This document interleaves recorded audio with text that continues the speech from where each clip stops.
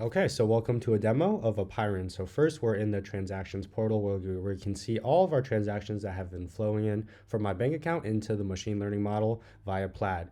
And yeah, so this is my personal bank account. Let's do some analysis on this. So let's see how much I've been spending in the month of December. And let's do it for meals and entertainment because I want to see if I've been good or bad. Okay, so I've been eating out a decent amount, so that's a little unfortunate for myself. We can also go into the bank account, and we're gonna have to clear the parameters, obviously. Just because we're oh, there's one of them. We're gonna clear the parameters, and we can also go into the needs review section because sometimes the model won't be perfect, and we can see that right here it wasn't able to categorize it. So what we can do is we can either select a category or we can give a description. We see that it's Collab Studio, which turns out to be my leasing company. So it is rent for the month of May. And the AI model will use this description to categorize it. If you don't want to categorize it, we can save those changes and it'll categorize it.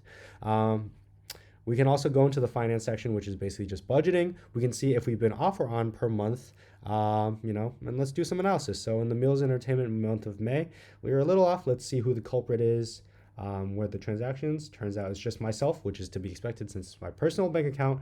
But if you were to connect your company bank account, you can imagine that you'd be able to see which employees have been causing, you to be off or on about your transactions. And maybe I just want to do something egregious. Maybe I want to make it so that I'm flying a bunch in November November, and I'll change that to 1500. So now my budget will be 1500 in the month of November. And we can see that reflected in the dashboard where we see our budgets versus our actuals. And you can see the default budget of 500 is honored everywhere except for here where it's egregiously high, our actuals. And we can also see, individual categories if we're on and off by just hovering over the modal. And we can see that for legal fees, I was decent for most of the months, but sometimes I'd be spending a little too much. And overall, I was a little off. And down here, we can also see that you're able to make financial models through just simple prompts. The default one is just showing how much I spent in each category.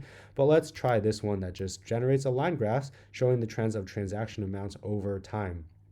And you can see based off the prompt, it is able to create a graph using your transaction information.